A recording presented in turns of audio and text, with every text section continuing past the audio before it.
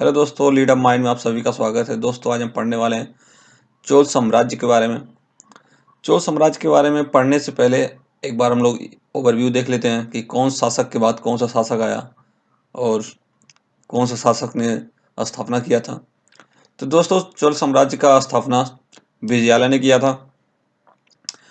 इससे पहले भी दो शासकों का नाम मिलता है, वो आगे हम लोग पढ़ेंगे। विजयालय के बाद उसका पुत्र आता है आदित्य प्रथम, ये शासन संभालता है। फिर उसके बाद हम लोग पढ़ेंगे प्रांतक प्रथम के बाद। फिर उसके बाद पढ़ेंगे प्रांतक द्वितीय के बारे में, जिसे सुंदर चोल के नाम से भी जाना जाता है। इसके बाद आएंगे राज प्रथम के बारे में, जिसने चूड़ामणि बिहार भी बनवाया था। इसके बाद हम लोग पढ़ेंगे राजेंद्र प्रथम के बारे में। राजेंद्र प्रथम चोल झील का निर्माण करवाए थे। इसके बाद यहाँ से तीन शासन के बारे में पढ़ेंगे जो राजेंद्र प्रथम के पुत्र रहते हैं, राजाधिराज प्रथम और राजेंद्र देव द्वितीय वीर राजेंद्र। इसके बाद पढ़ेंगे हम लोग अधिराजेंद्र। अधिराजेंद्र के बाद जो है वंश चोल वंश चोल चालुक्य वंश में बदल जाता है। यहाँ से संयुक्त वंश चलने लगता है। क्या होता है कि मधुरांतिका ये चालुक्य वंश की राजकुमारी रहती है। कुलोत्तुंग कुलोत्तुंग जो है चोल साम्राज्य का राजकुमार रहता है। इन दोनों का विवाह हो जाता है और यहाँ से चोल चालुक्य वंश शुरू हो जाता है। तो इनके उत्तराधिकारी जो होते हैं चोल विक्रम, कुलोत्तुंग द्वितीय, राजराज द्वितीय, राजाधिराज द्वितीय, कुलोत्तुंग तृतीय, राजराज तृतीय और राजेंद्र तृतीय। इन सब के बारे में हम लोग पढ़ेंगे। आइए शुरू करते हैं। दोस्तों, चोलों का प्रारंभिक इतिहास जो है संगम युग से प्रारंभ होता है। चोलों का प्रारंभिक इतिहास संगम युग से ही प्रारंभ हो जाता है। संगम कालीन साहित्य में दो चोल नरेश का प्रमुख रूप से उल्लेख मिलता है। पहला होता है कारिकाल, दूसरा कोच्चे गणान। दोस्तों, यहाँ तक हम लोग जानते हैं कि जो चोल साम्राज्य का साम्राज्य चोल जो है साम्राज्य जो शुरू होता है वो 9वीं शताब्दी से विजयालय से शुरू होता है। लेकिन तीसरी शताब्दी में ही चोलों का काल प्रारंभ मिल जाता है, मतलब कहीं कहीं साहित्य में देखने को मिलता है, जिसमें से मुख्य रूप से कारिकाल और कोच्चे गणान को हम लोग जानते हैं। दोस्तों, चोल मंडलम पेन्नार और कावेरी नदी के बीच पूर्वी समुद्री तट पर स्थित था। चोल मंडलम पेन्नार और कावेरी नदी के बीच समुद्री तट पर स्थित था। इसकी राजधानी उरैयूर थी, जो त्रिचन्नापल्ली के पास स्थित था। पहला शासक जो होता है विजयालय होता है। चोल साम्राज्य का उदय 9वीं शताब्दी में हुआ था। चोल साम्राज्य का उदय 9वीं शताब्दी में हुआ था और इसकी स्थापना जो है विजयालय ने किया था। दोस्तों, विजयालय जो है पहले पल्लवों का सामंत था। विजयालय पहले पल्लवों का सामंत था और पल्लवों की राजधानी तंजौर थी। इसने क्या किया कि तंजौर पर अधिकार कर लिया और तंजौर पर अधिकार करने के बाद अपने आप को स्वतंत्र घोषित कर दिया और शासक बन गया और तंजौर को ही अपनी राजधानी बना ली। तंजौर की ही अपनी राजधानी बना ली और इसके बाद इसने नरकेसरी की उपाधि धारण की। शासक बनने के बाद इसने नरकेसरी की उपाधि धारण की। इसने चिलेश्वर मंदिर का भी निर्माण करवाया था। इसके बाद जो शासक आएगा वो होगा आदित्य प्रथम। ये विजयालय का पुत्र था। इसने लगभग 875 से 937 ईस्वी तक शासन किया। इसने पल्लवों को परास्त किया और अपने राज्य को पूरी तरह से स्वतंत्र घोषित कर दिया। विजयालय ने भी पल्लवों को परास्त किया था, उसके राजधानी पर कब्जा कर लिया था और चोल साम्राज्य का स्थापना किया। लेकिन आदित्य प्रथम जो है पल्लवों को पूरी तरह से प्राप्त किया, पूरी तरह से परास्त करके अपने को पूरी तरह से स्वतंत्र घोषित किया और इसने अपने आप को कोदंड राम की उपाधि धारण की। आदित्य प्रथम कोदंड राम की उपाधि धारण की। विजयालय ने किसकी उपाधि धारण की थी? नरकेसरी की। अब आदित्य प्रथम के बाद जो शासक आता है प्रांतक प्रथम, यह 907 ईस्वी से लेकर 953 ईस्वी तक शासन किया। इसने मदुरै के पांड्य राज्य को हराया। मदुरै के पांड्य राज्य को हराया और पांड्य राज्य को हराने के बाद इसने मदुरै कुंड की उपाधि धारण की। दोस्तों, विजयालय ने नरकेसरी की उपाधि धारण की। आदित्य प्रथम ने कोदंड राम की उपाधि धारण की। प्रांतक प्रथम मदुरै कुंड की उपाधि धारण की। 915 ईस्वी में प्रांतक ने बेलूर के युद्ध में पांड्य तथा श्रीलंका के संयुक्त सेना को बुरी तरह से पराजित किया था। 915 में प्रांतक ने बेलूर के युद्ध में पांड्य तथा श्रीलंका के संयुक्त सेना को बुरी तरह से पराजित किया था। असल में प्रांतक का जो युद्ध हुआ था वो पांडे से हुआ था और पांडे का साथ देने के लिए श्रीलंका आ गई थी। अब श्रीलंका को आ जाने से युद्ध तो दोनों पराजित हो गए, पांडे और श्रीलंका, लेकिन श्रीलंका ने साथ दिया था, इसलिए चोल और श्रीलंका में संघर्ष शुरू हो गया और लंबी समय तक संघर्ष चलता रहा। तरफ पराजित किया। दक्षिण भारत की राजनीति में श्रीलंका के इस हस्तक्षेप के कारण चोल एवं श्रीलंका के मध्य एक लंबे समय तक संघर्ष प्रारंभ हो गया। 949 ईस्वी में राष्ट्रकूट नरेश कृष्ण तृतीय ने पश्चिम गंगों की सहायता से, दोस्तों ये गंग जो थे ना बहुत ही वीर और बहुत ही शक्तिशाली होते थे और ये पूरा निडर और पूरा मतलब वीरता के साथ लड़ते थे, परिवार का मोह माया भी छोड़ देते थे। ये जिसके साथ हो जाते थे उसको जीत होना ही था, उसको मतलब विजयी होना ही था। तो 949 ईस्वी में राष्ट्रकूट नरेश कृष्ण तृतीय ने पश्चिम गंगों की सहायता से चोलों पर आक्रमण कर दिया और तक्कोलम का युद्ध में चोल बुरी तरह से पराजित हो गए। दोस्तों राष्ट्रकूट जो है कृष्ण तृतीय ने गंगों की सहायता से चोलों पर आक्रमण किया और तक्कोलम का युद्ध जो जीत गया, जिसमें चोल बुरी तरह से पराजित हो गए। साम्राज्य का उत्तरी भाग राष्ट्रकूट के साम्राज्य में मिला लिया गया। राष्ट्रकूट ने चोल साम्राज्य के उत्तरी भाग पर अधिकार कर लिया। प्रांतक ने चोल राज्य की सीमा दक्षिण में कन्याकुमारी तक पहुंचा दी थी। प्रांतक जो है बहुत शक्तिशाली था, इसने चोल राज्य की सीमा को दक्षिण में कन्याकुमारी तक पहुंचा दिया था। तंजौर में प्रांतक प्रथम ने एक चिदम्बरम मंदिर का भी निर्माण करवाया था। तो चिदम्बरम मंदिर का निर्माण किसने करवाया था? प्रांतक प्रथम ने। तो आगे देखते हैं। इसके बाद जो शासक होता है वो होता है राजराज प्रथम, 985 से लेकर 1014 ईस्वी तक। 985 इसके पहले जो है इसके पहले जब ये प्रांतक पराजित हो गया था तक्कोलम का युद्ध में, तो कुछ समय तक चोल साम्राज्य का स्थिति जो डगमग हो गई थी। उसके बाद जो फिर शुरू हुआ, राजा प्रथम ने 985 में शासक बना और 1014 तक शासन किया। इसने 985 ईस्वी में राजराज प्रथम ने राजरोहण के साथ ही चोल इतिहास की महानता का युग प्रारंभ किया। इसने सर्वप्रथम चेर की नौसेना को कंडालूर में परास्त किया।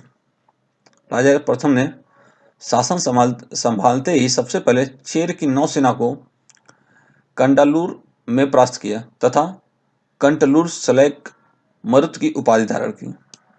इसने कंटलूर सलेक मरुत की उपाधि धारण की। राजराज ने लंका पर आक्रमण किया क्योंकि लंका ने पांडे की सहायता किया था प्रांतों को परास्त करने के लिए, ठीक है। तो उसमें जो है इसलिए लंका से युद्ध संघर्ष शुरू हो गया लंबे समय तक, इसलिए इसने लंका पर भी आक्रमण किया और वहां का शासक जो था पंचम था, उसको पराजित किया और उसके उत्तरी भाग पर अधिकार कर लिया। और इसका एक और उद्देश्य था कि दक्षिण एवं एशिया देशों के साथ व्यापार को अपने अधिकार में लेना। श्रीलंका को हराने के बाद दक्षिण और एशियाई देश के साथ व्यापार को अपने अधिकार में ले लिया। राजराज ने श्रीलंका में उत्तरी हिस्सों को जीतकर अपने हिस्से में मिला लिया। इसने अपनी राजधानी अनुराधापुर से पोलनुरुआ स्थापित किया, जिसका नाम बदलकर जयनाथ मंगलम रख दिया। इसके बाद राजा प्रथम ने शिवपाल शेखर की उपाधि धारण की। अब आगे देखते हैं। चोल अभिलेखों से विदित होता है कि राजराज ने कलिंग विजय के साथ ही 12,000 द्वीपों पर विजय ध्वज फहराया था। क्या बात है। चोल अभिलेखों से विदित होता है कि राजराज ने कलिंग विजय के साथ ही 12,000 द्वीपों पर विजय ध्वज फहराया और लास्ट में इसने लक्षद्वीप और मालदीव को जीता और इसी के साथ अपने युद्ध का समापन कर दिया। इसके बाद इसने कोई लड़ाई नहीं लड़ी। मालदीव इसका लास्ट विजय था। राजराज प्रथम ने एक दूत मंडल चीन भेजा था, जिसमें अब आगे देखते हैं। राजराज प्रथम ने एक दूत मंडल चीन भेजा था, जिसमें यह बताया जाता है कि 72 या 90 सदस्य थे। आगे देखते हैं। 1000 ईस्वी में उसने भू राजस्व के निर्धारण के लिए भूमि का सर्वेक्षण करवाया और अपने संपूर्ण साम्राज्य में स्थानीय स्वशासन को प्रोत्साहन दिया। किसने? राजराज प्रथम ने। राजराज प्रथम ने बृहदेश्वर मंदिर का भी निर्माण करवाया था। और बृहदेश्वर मंदिर का नाम जो है अपने नाम पर राज राजेश्वर शिव मंदिर रखा था, लेकिन मंदिर जो है बड़ा होने की वजह से बृहदेश्वर मंदिर नाम रखा गया। आगे देखते हैं, इसके बाद जो शासक आएगा वो है राजेंद्र प्रथम। राज प्रथम की मृत्यु के पश्चात उसका योग्यतम पुत्र राजेंद्र प्रथम सम्राट बना। अपने इसने क्या किया, अपने शासन के 5वें वर्ष में इसने जो है अपने शासन के 5वें वर्ष में श्रीलंका पर आक्रमण किया और वहां के शासक महेंद्र पंचम को पराजित किया और संपूर्ण श्रीलंका पर अधिकार स्थापित कर लिया। इसके पहले हम लोग देखते हैं कि राजराज प्रथम जो था, इसका पिता, वो श्रीलंका के उत्तरी भाग पर केवल अधिकार करता है। श्रीलंका के आक्रमण करके वहाँ उत्तरी भाग पर केवल अधिकार करता है, लेकिन इसने क्या किया, संपूर्ण श्रीलंका पर अधिकार कर लिया। इसने अनेक राज्यों को अधिकार करने के पश्चात इसने बहुत सारे राज्यों पर अधिकार किया और उसके बाद क्या किया, अपने पुत्र राजाधिराज, इसका एक पुत्र है राजाधिराज, को पांड्य राज का वायसराय नियुक्त किया और उसको उपाधि दी चोल पांड्य की। राजेंद्र प्रथम ने अपने पुत्र राजाधिराज को पांड्य राज्य का वायसराय नियुक्त कर दिया और उसको उपाधि दी पांड्य राज्य की। राजेंद्र प्रथम उत्तर में बंगाल के पाल शासक महिपाल को भी पराजित किया। इस अभियान की सफलता पर उसने गंगई कोंडचोल की उपाधि धारण की। अब आगे देखेंगे। राजेंद्र प्रथम पहला शासक था जिसने दक्षिण भारत से उत्तर भारत में अपना अभियान किया। राजेंद्र प्रथम ऐसा पहला शासक था जिसने दक्षिण भारत से उत्तर भारत में अपना अभियान किया। इसने नवीन राजधानी के निकट सिंचाई के लिए चोलगंगम नामक विशाल झील का निर्माण करवाया। सिंचाई के लिए इसने चोलगंगम नामक विशाल झील का निर्माण करवाया। विशाल झील चोलगंगम का निर्माण किसने करवाया था? राजेंद्र प्रथम ने। आगे देखेंगे, 1035 ईस्वी में कंडाराम के श्री विजय साम्राज्य, ये पूरा साम्राज्य श्री विजय साम्राज्य के विरुद्ध सफल सैनिक अभियान किया।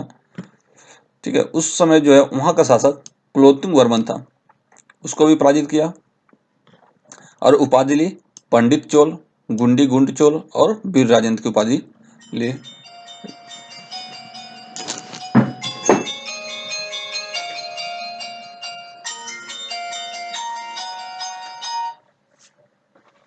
हेलो, अरे वो आ रहा है आसिफ, आसिफ आ रहा है। हाँ, आ रहा होगा, फोन कर दे रहे हैं। कुछ नहीं, बस 5 मिनट पहुंचे। अरे 5 मिनट में पहुंच जाइए, हम पूछ लेते, बात कर लेते।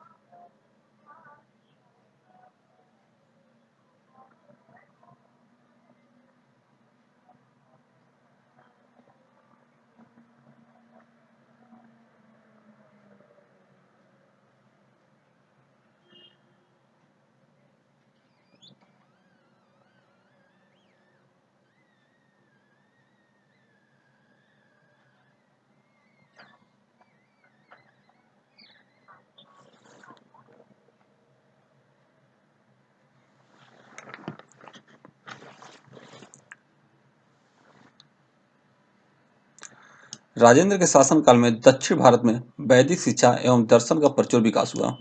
उसने वैदिक साहित्य के अध्ययन के लिए एक विशाल विद्यालय की स्थापना करवाया था। ठीक, और राजेंद्र प्रथम के बाद जो अगला शासक आएगा वो होगा राजाधिराज प्रथम।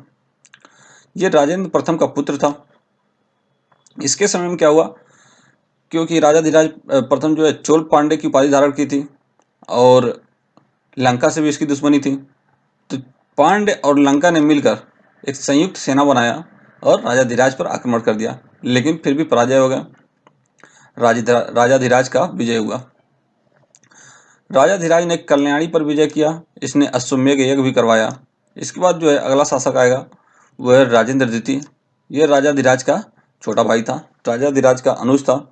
अब ये शासक कैसे बना, क्योंकि राजाधिराज जो है एक युद्ध कर रहा था जिसे कुप्पम का युद्ध कहा जाता है, तो कल्याणी के चालुक वंश से युद्ध हो रहा था।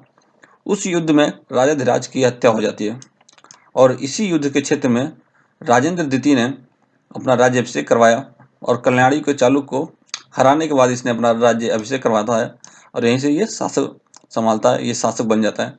इसने कोल्हापुर में जय स्तंभ की स्थापना की और इसने उपाधि धारण की प्राकेसरी की। ठीक, राजेंद्र प्रथम ने किसकी उपाधि धारण की थी? पंडित चोल, गुंडीगुंड चोल और वीर राजेंद्र की। ठीक, और राजा धीराज ने पांडे चोल की उपाधि धारण की थी, हम लोग पहले ही पढ़ लिए हैं। और राजेंद्र द्वितीय प्राकेसरी की उपाधि धारण की। आगे देखते हैं। 1062 ईस्वी में चोल सेनाओं द्वारा कुंडल संगमों के युद्ध में सोमेश्वर प्रथम को पराजित किया गया। सोमेश्वर प्रथम जो है चालुक्य वंश का शासक था, वो 1062 ईस्वी में चोलों से पराजित हो गया। ठीक, उसके बाद आगे चल के वीर राजेंद्र के समय में जो सोमेश्वर प्रथम है, ये हार जाने की वजह से अपमान महसूस करता है और तुंगभद्रा नदी में कूदकर आत्महत्या कर लेता है। लेकिन इसके सम्मान में वीर राजेंद्र ने तुंगभद्रा नदी पर ही एक विजय स्तंभ स्थापित किया। इसके बाद जो शासक आएगा अधिराजेंद्र, इसके समय में जन विद्रोह हो गया था और जनता ने ही इसकी हत्या कर दी। जन विद्रोह हो गया, चारों तरफ से विद्रोह चालू थे और जनता ने ही इसकी हत्या कर दी। अब यहाँ से चोल साम्राज्य जो है समाप्त हो जाता है। इसके बाद जो शासक साम्राज्य शुरू होगा, इसी में चोल चालुक्य वंश, इन दोनों का संयुक्त साम्राज्य है।